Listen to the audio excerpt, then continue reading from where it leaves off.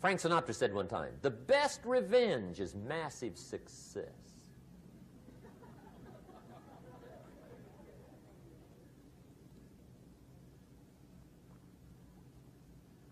Hey, get you a long enough list of reasons so that after tonight you never lack for inspiration.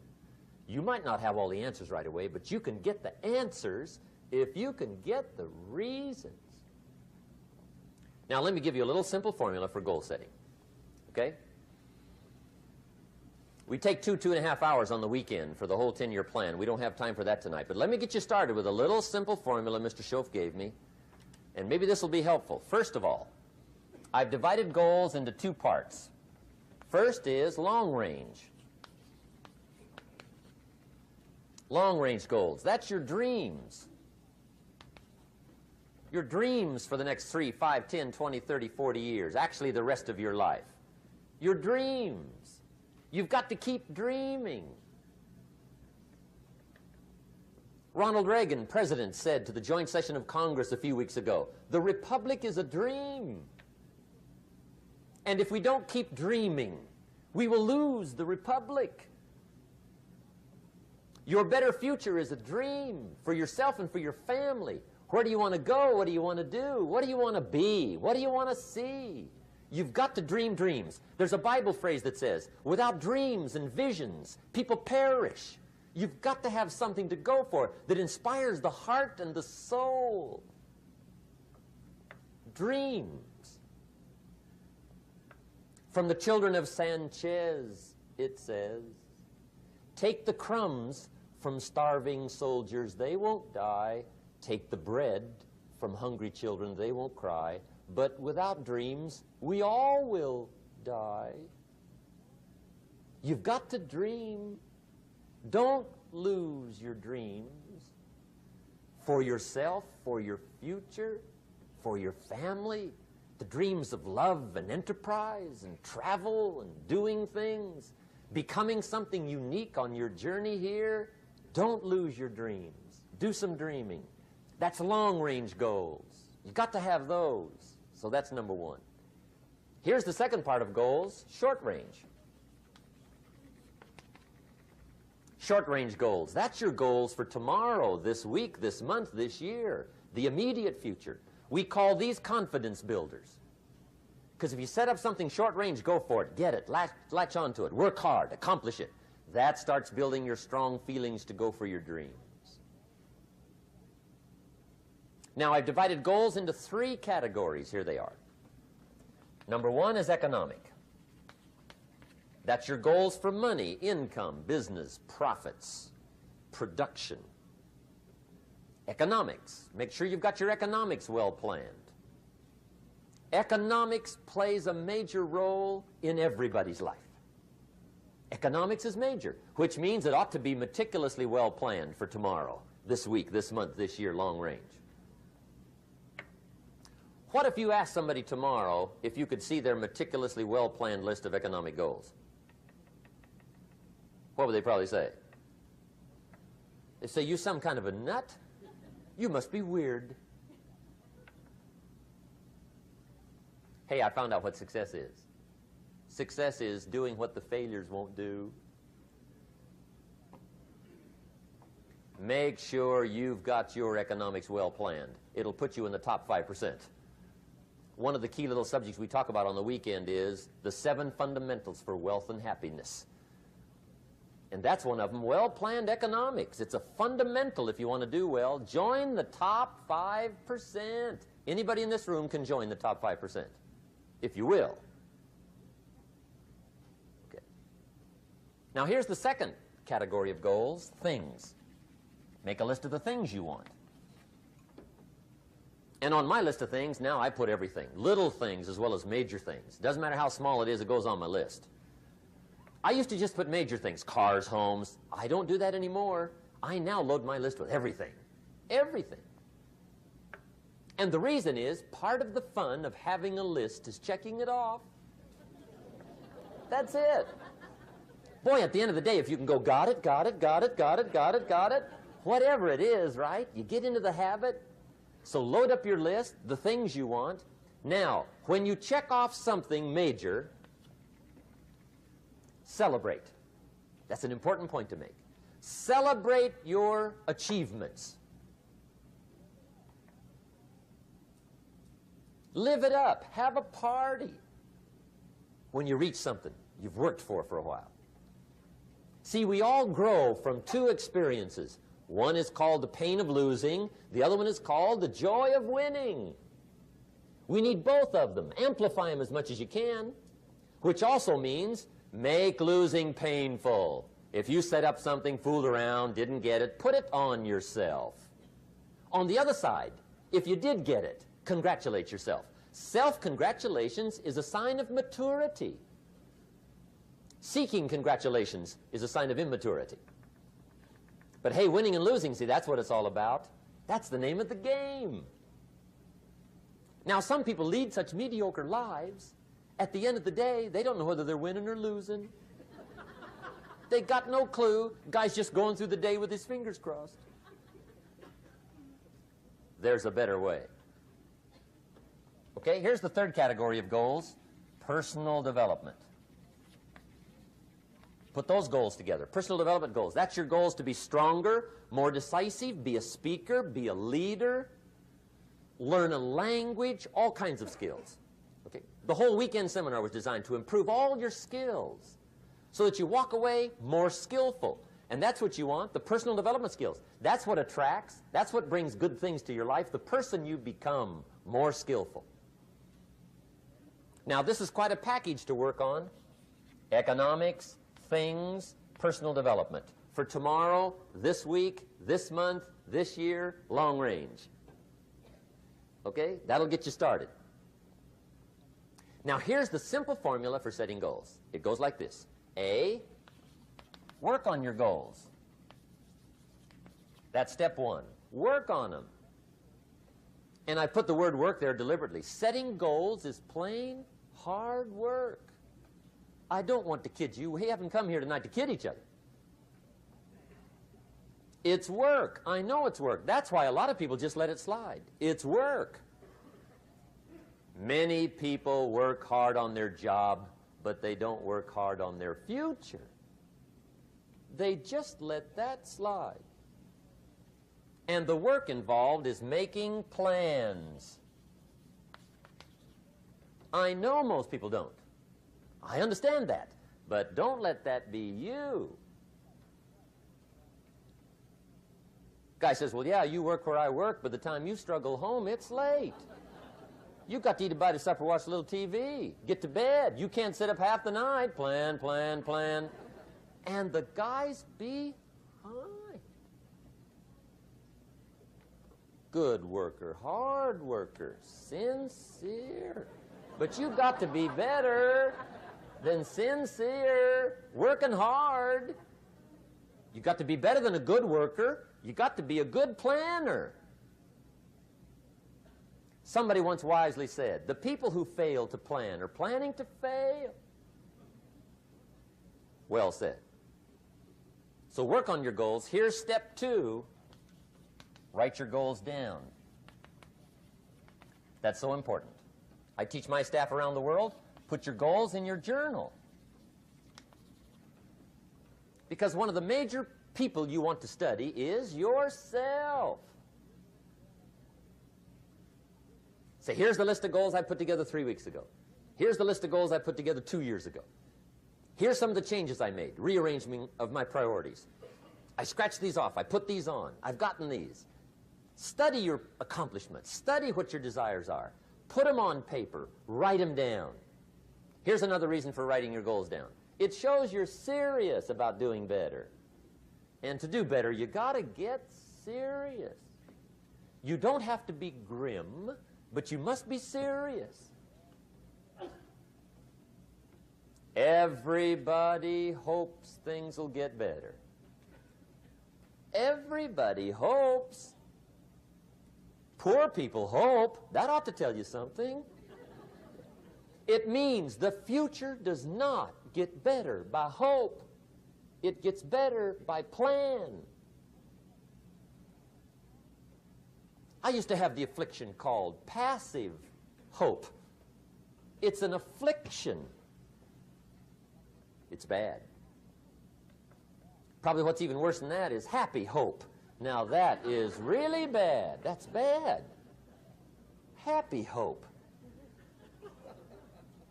The guy's 50 and he's broke and he's still smiling. See, that's not good. So get serious about your goals. Put them on paper. Write them down. There's all kinds. His goals, her goals, their goals. Business goals, financial independence goals, family goals. I mean, there's so many things to work on this that if you don't get busy and work on it, sure enough, the time will pass. And sure enough, 5 years from now, you'll wind up where you don't want to be, wearing what you don't want to wear, driving what you don't want to drive, being what you don't want to be.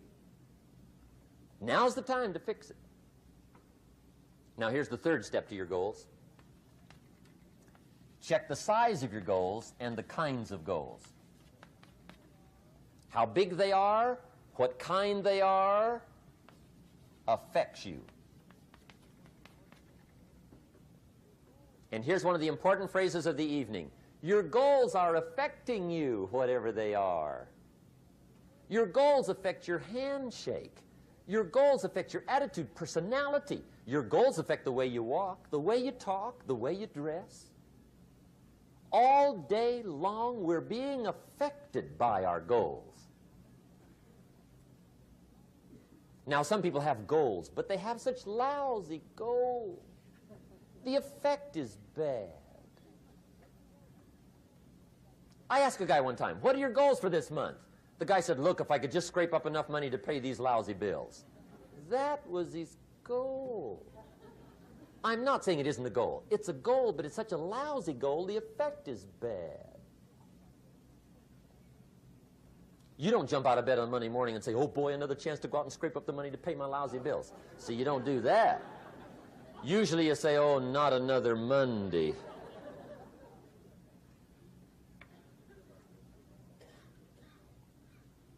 And some people have so given up on life, they have joined the thank God it's Friday club. How sad. Surely those are the same people, when life is over for them, will say, thank God it's over. Let me give you a Bible philosophy that teaches how to get whatever you want. That's the title of the next set of notes. How to get whatever you want. From the Bible. Now again, I'm an amateur when it comes to the Bible. I'm not a pro. But this I can quote, and I think that'll be sufficient. How to get whatever you want. Here's what it says if you're ready. It says, ask,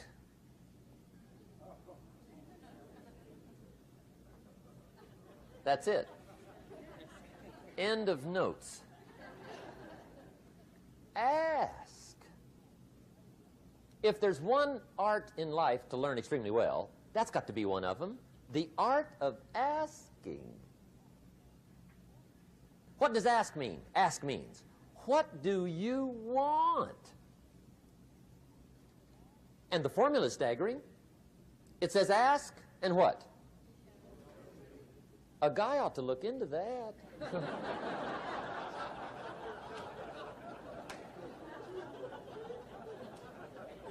He says, yeah, but you work where I work. By the time you struggle home, it's late. You got to eat a bite of supper, watch a little TV, get to bed. You can't sit up half the night. Ask, ask, ask. And the guys behind. See, you've got to be better than a good worker. You've got to be a good asker. Now, let me give you 3 key points on asking and receiving. This can do it. Number 1, asking is the beginning of receiving. Asking starts a unique process, mental and emotional. I don't even know how it works. All I know is it works. It's like pushing a button and all this machinery starts working. I don't know how. It just works. There's a lot of things you don't need to know how. Just work them. Some people are always studying the roots. Others are picking the fruit. I mean, it depends on what end of it you want in on. Asking is the beginning of receiving, so start the process. Here's number 2. Receiving is not the problem. Receiving is automatic.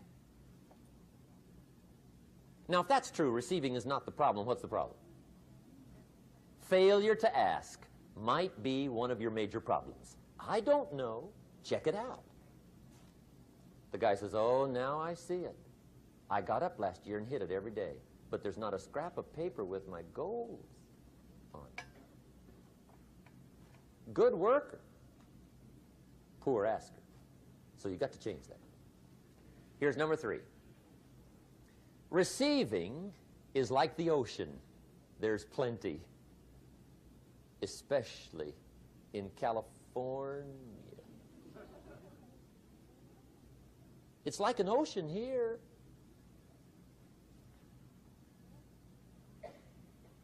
Success is not in short supply. It isn't rationed, and you stepped up to the window and it was all gone. No, no, no. It's like an ocean here. Now, if that's true, what's the problem? Well, some people go to the ocean with a teaspoon. Have you got the picture? See, what you want to do in view of the size of the ocean is trade your teaspoon for at least a bucket, and you'll look better down at the ocean. Kids won't make fun of you, right? Okay. Now, there's 2 ways to ask, and we'll wrap up goal setting. 2 ways. Here's number 1. Ask with intelligence. It didn't say ask intelligently, but I'm sure it meant that. Don't mumble. You don't get anything by mumbling. Be clear. Be specific. Intelligent asking means how wide, how high, how soon, when, what size, what color, how much. Define what you want and describe what you want. That's powerful. In the weekend seminar we teach, goals become like a magnet. They pull you that direction. And the better you describe them, the more they pull. So ask intelligently. Here's number 2. Ask with faith. That's the childish part of the equation. Believe you can get what you want like a child. Not an adult. Adults are too skeptical. So the formula really reads, make plans like an adult and believe in them like a child. And the most incredible things will happen. Just try it for 90 days. Just try it. You can always go back to the old ways. Just try it. Just 90 days, 90 days. Now, here's the last qualifying phrase on goal setting, as we promised to qualify everything. And it simply goes like this. Remember, you won't get everything you want. And we've already studied the reason for that. Simply, sometimes it hails on your crop and rains on your parade. It's that kind of planet. So you won't get everything you want, but if you will work this goal-setting formula, you can get plenty for wealth and happiness. Okay. That's goal setting. We use it around the world. We recommend it. Now, maybe it won't work as well for you as it has for me. I don't know. Maybe not. But what if it did? You got to try. The diseases of attitude. It's never that pleasant to talk about the negative, but we got to talk about it because life is part negative. These attitude diseases are like weeds that grow in the garden. It's a normal part of life. Here's a good phrase to note. Negative is normal. It's not successful, but it's normal. It's part of life. And here's the next key, in my opinion. You must learn to handle the negative. Don't ignore it. Handle it. Now, I know some people teach the other way. And listen to them, and listen to me, and then make up your own mind. Right? Don't be a follower. Be a student. But I say you got to handle the negative. You don't have to live in it. You don't have to dwell on it. But you do have to handle it, my opinion. I know some people teach, just turn your head real quick and say, there's no weeds, there's no weeds, there's no weeds. They'll take your garden. So you've got to handle the negative. Here's what part of it is. It's called the Great War Between Good and Evil. Mr. Reynolds and I are working on a new book this year called The Great War Between Good and Evil. And there is a war on. The minute you were born, you got involved in the war between good and evil, between darkness and light, between negative and positive, between evil and good, between tyranny and democracy, between weeds and human activity. I mean, the war is on. If democracy sleeps, guess who never sleeps? Tyranny. In the absence of light, guess what's automatic? Darkness. If good does not arouse itself and become active, guess what moves in? Evil. It's a war. A mental war, a physical war, a financial war, between enterprise and ease, between accomplishment and failure. It's a war. That's why there's an Old Testament phrase that gives the best advice for human activity when it says, 6 days labor, 1 day rest. Now, I'm sure we've taken that to mean, don't work all 7 days, take one off. Here's what it also means, only take one off. Or you're liable to lose the war. Now, we've got it down to 5 and 2, and maybe that's not too dangerous. I don't know. If God would have thought of 5 and 2, he might have made it 5 and 2. I don't know. You can't think of everything. But here's what it does mean. Enterprise is better than ease. If you rest too long, the jungle overtakes the village. Now, here's the good news about the war between good and evil. Evil is no match for good, but good must be active. Weeds are no match for human activity, but if you stand still, how far in will they come? All the way. They'll grow right up around your shoes. But if you get busy, how far back can you take them? As far as you wish. They're no match, but you must be active.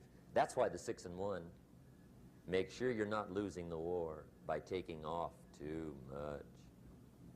Guess what the average years are after retirement? 6. 6. Which means don't retire. Your chances are too slim.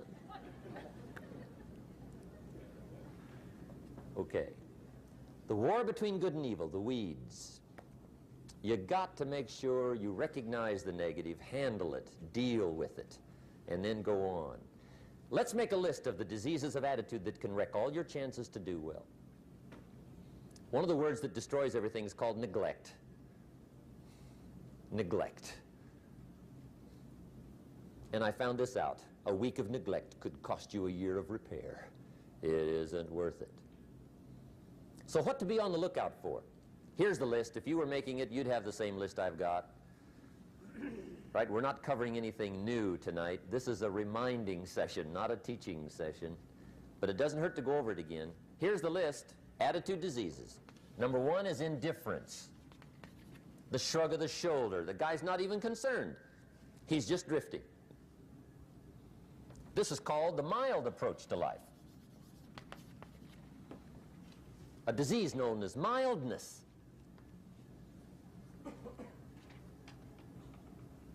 The guy says, well, I can't see getting all that worked up. Well, to be any kind of winner, you got to get worked up. There's one problem with drift. You cannot drift to the top of the mountain. And the good Lord said in the closing chapters of the Bible, here's the best way to live, one way or the other. That's best. Hot or what's next best? Cold is next best to hot. Not the half-baked middle, lukewarm, not too hot, not too cold. What a sad way to live. I think what it means is pick a direction and go with everything you got. Just pick one and go. Somebody says, yeah, but what if it's the wrong direction? You'll find out quicker. It won't take you 25 years to wake up and say, oh no, I've been walking the wrong road. I told my staff the other day, next best to prosperity is adversity. If one doesn't get you, pray for the other. We all do better from one of two reasons, inspiration or desperation. And I don't wish anything bad on you tonight, but if you're not inspired, I hope a wagon comes down your rut.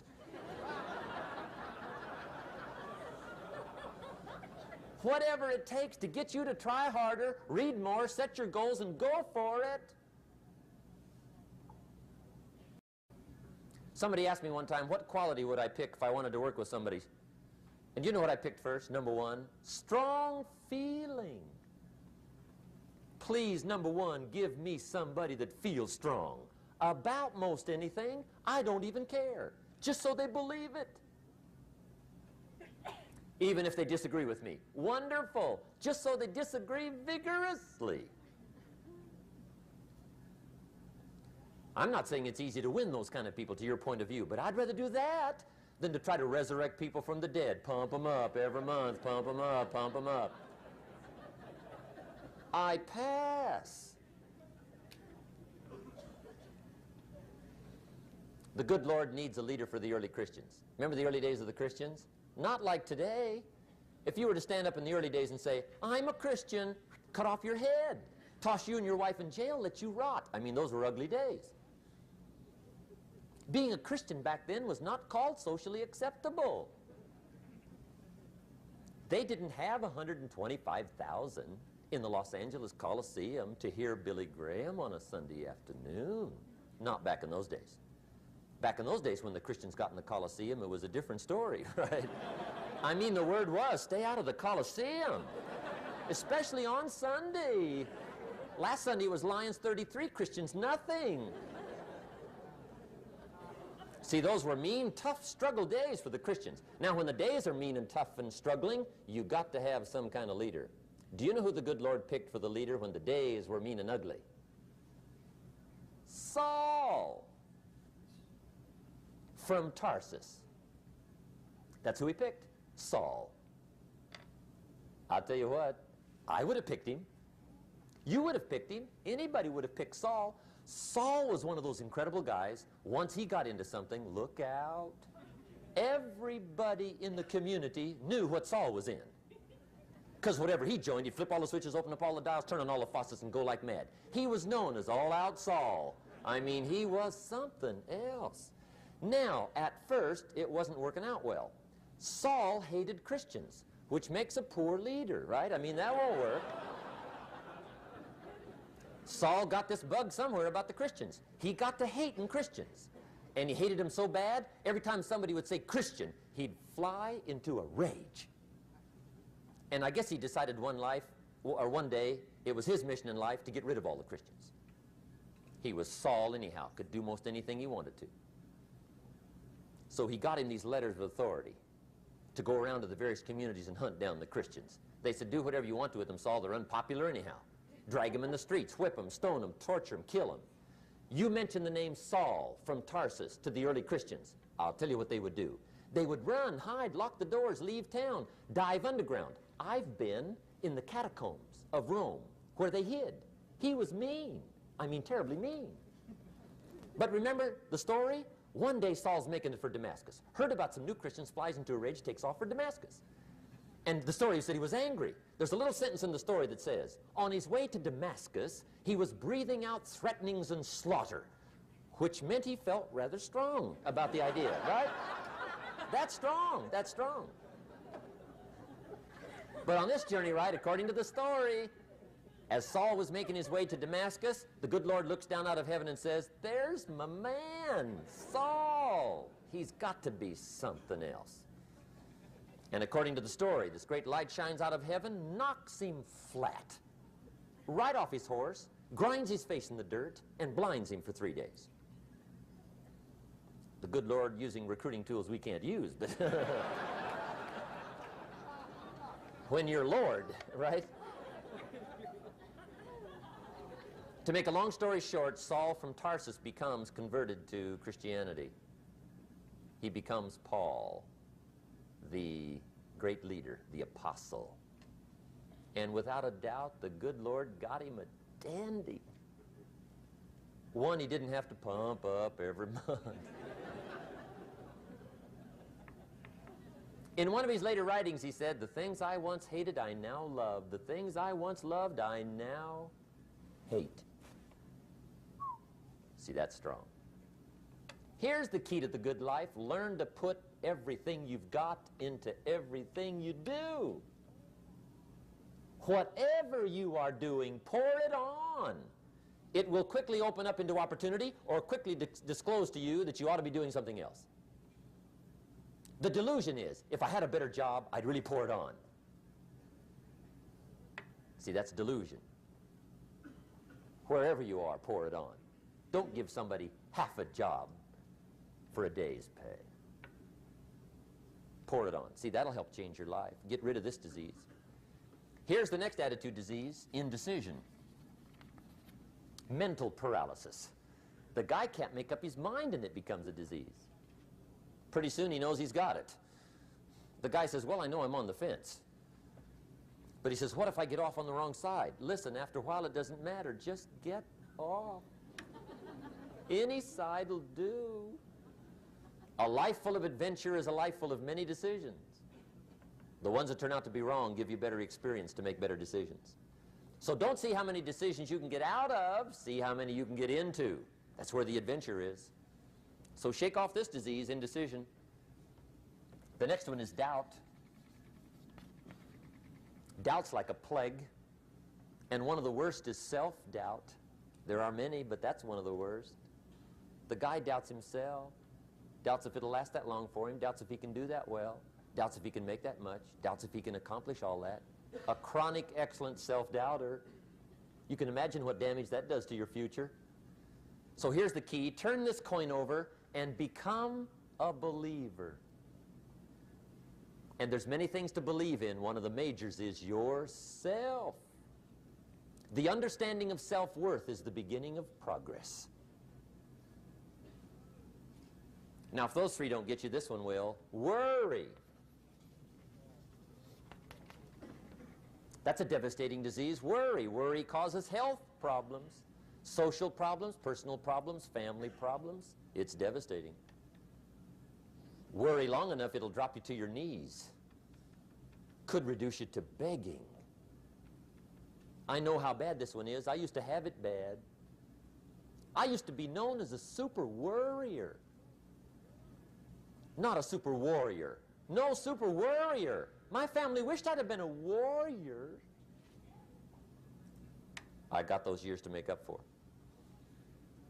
But I'll tell you what. My advice to you is do what I finally did on worry. Give it up.